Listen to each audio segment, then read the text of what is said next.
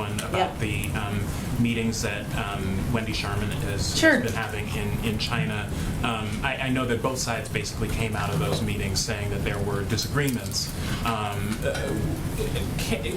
What does that tell us about the possibility for some kind of talks between Xi and Biden? I mean, you kind of set this template that, with Russia, that even if you have disagreements, you're going to still have meetings at the highest level. So where does that stand, and do you still see that as possible or likely?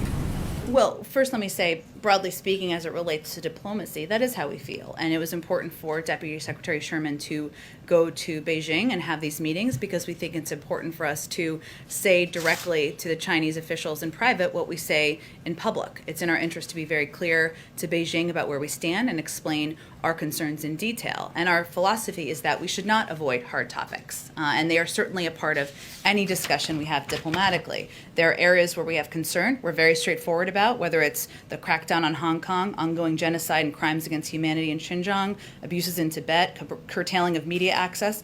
There are also areas where we might align: the climate crisis, counter-narcotics, non-proliferation, regional concerns, including DPRK, Iran, Afghanistan, and Burma. The topic of, the president continues to believe in face-to-face diplomacy. That is something he has long been an advocate for, and we expect there will be some opportunity to engage at some point, but it did not come up in the context of these meetings, and that was not the purpose of these meetings. Go ahead, Caitlin, and I'll go